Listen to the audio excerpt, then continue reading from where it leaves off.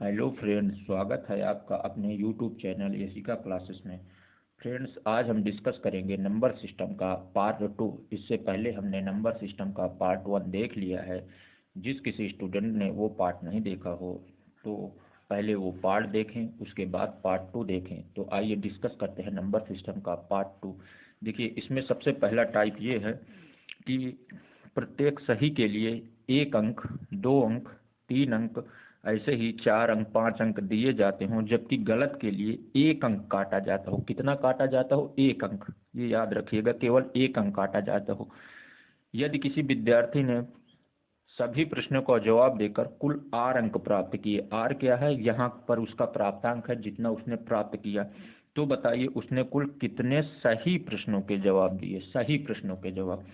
तो इसको कैसे निकालेंगे? तो सही प्रश्नों की संख्या बराबर प्राप्तांक, जितने का प्राप्तांक होगा, प्लस कुल प्रश्नों की संख्या, प्राप्तांक जितना उसने प्राप्त किया है वो है, प्लस कुल प्रश्नों की संख्या बटे प्रत्येक सही के लिए मिलांक, जितना सही के लिए मिलता है, प्लस प्रत्येक गलत के लिए काटा गया अंक, जितना गलत के लिए काटा गया है।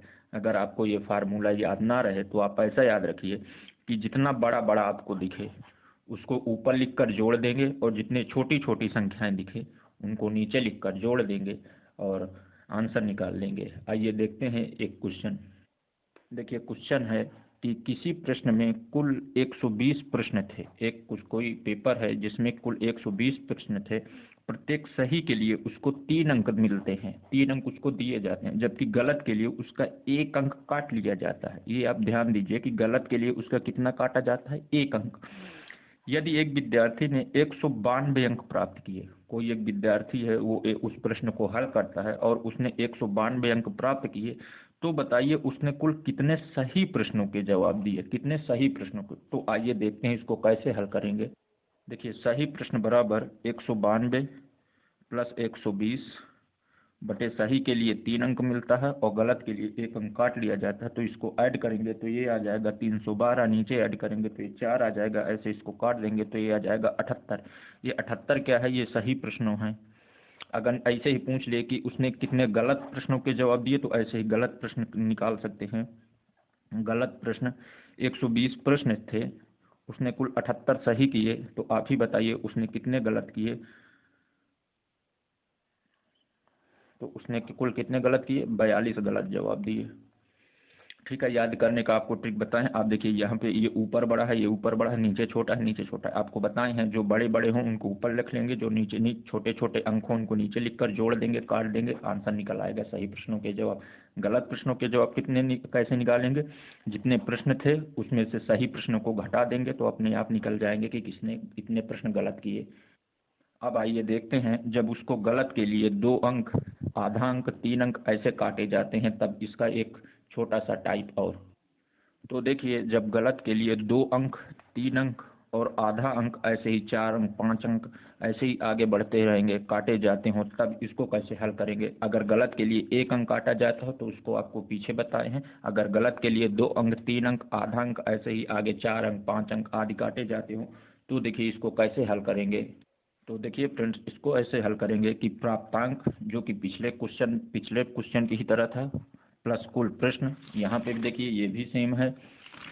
यहाँ पे इंटू कर देना है कि गलत के लिए एक बार जितना अंक काटा गया हो उसको कुल प्रश्न से गुणा कर देंगे, उसके बाद जोड़ेंगे, और नीचे वही रहेगा, सही के लिए मिला अंक प्लस गलत के लिए काटा गया अंक। ऊपर बड़ा बड़ा, नीचे छोटे छोटे अंक लिखकर आप जोड़ देंगे, काट देंगे, आपका आंसर प्राप्त हो जाएगा। आइए देखते हैं एक क्वेश्चन। देखिए फ्रेंड्स, यहाँ पर क्वेश्चन को हमने शॉर्ट तरीके से लिखा है। आप पूरी लैंग्वेज चाहें तो लिख सकते हैं, मैं आपको पूरी लैंग्वेज बोले दे रहा हूँ। किसी परीक्षा में कुल प्रश्न जो है 76 थे। कितने थे? 76 थे। सही के लिए 4 अंक मिलते हैं और गलत के लिए 3 अंक काट लिए जाते हैं। एक विद्यार्थी ने 227 अंक प्राप्त किए। कितने किए? 227 अंक प्राप्त किए। तो बताइए उसने कितने गलत प्रश्नों के जवाब दिए? हमको निकालना क्या है? गलत प्रश्नों के जवाब। गलत निकालना हो, सही निकालना हो, हम सबसे पहले सही प्रश्नों की संख्या ही निकालेंगे, ये आप याद रखिएगा। तो आइए निकालते हैं सही प्रश्नों की संख्या।